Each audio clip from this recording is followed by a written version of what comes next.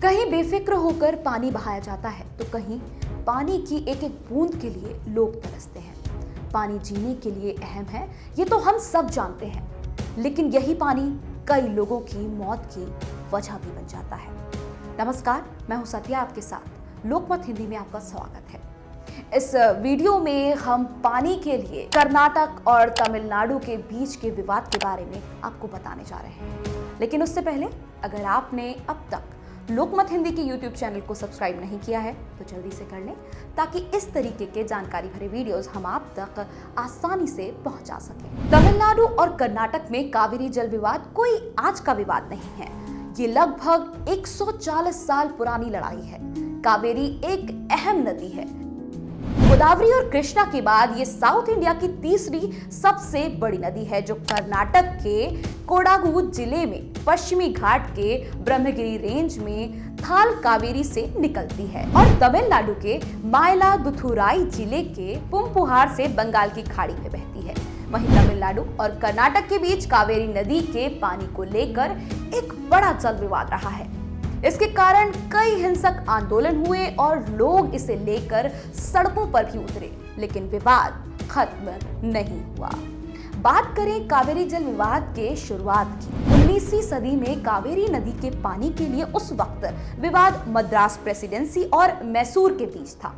1924 में इन दोनों के बीच एक एग्रीमेंट हुआ, लेकिन बाद में इस विवाद में केरल और पौंडीचेरी भी शामिल हो गए, जिससे ये और भी मुश्किल हो गया। भारत सरकार द्वारा 1972 में गठित एक कमेटी की रिपोर्ट के बाद 1976 में कावेरी जल विवाद के सभी 4 दावेदारों के बीच एक एग्रीमेंट किया गया, जिसकी घोषणा संसद में हुई। इसके बावजूद विवाद जारी रहा।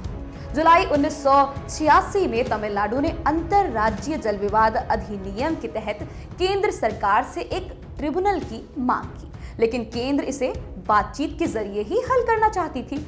इस बीच सुप्रीम कोर्ट ने केंद्र सरकार को इस मामले में ट्रिब्यूनल के गठन का निर्देश दिया और फिर 1990 में ट्रिब्यूनल यानी CWDT का गठन हो गया।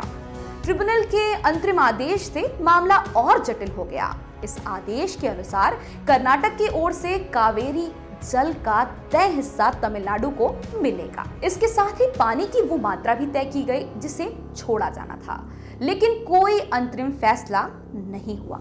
इस बीच तमिलनाडु इस आदेश को लागू करने की मांग करने लगा, जिसके लिए सुप्रीम कोर्ट में याचिका भी दाखिल की गई।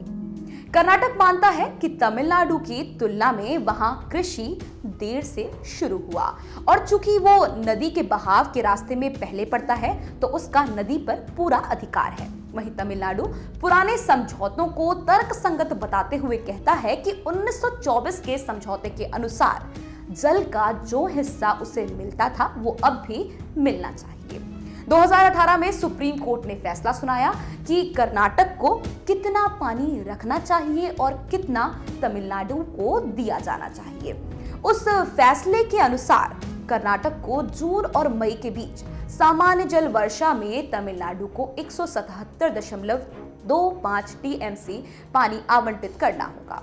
इस साल कर्नाटक को जून से सितंबर तक कुल 123.14 TMC पानी मुहैया करना था। अगस्त में तमिलनाडु ने 15 दिनों के लिए 15,000 क्यूसेक पानी की मांग की, लेकिन 11 अगस्त को CWMA द्वारा पानी की मात्रा घटाकर 10,000 क्यूसेक कर दी गई। हालांकि स्टालिन की नेतृत्व वाली सरकार ने आरोप लगाया कि कर्नाटक ने 10,000 क्यूसेक भी पानी नहीं छोड़ा। वहीं अब सुप्रीम कोर्ट ने कावेरी जल प्रबंधन प्राधिकरण और कावेरी जल नियमन समिति के आदेशों में हस्तक्षेप करने से इनकार कर दिया है। इसके बाद से ही कर्नाटक के अलग अलग हिस्सों में विरोध प्रदर्शन शुरू हो गया है। फिलहाल इस वीडियो में इतना ही। देश और दुनिया से जुड़ी खबरों के लिए लोकमत हिंदी को जरूर सब्सक्राइब करें।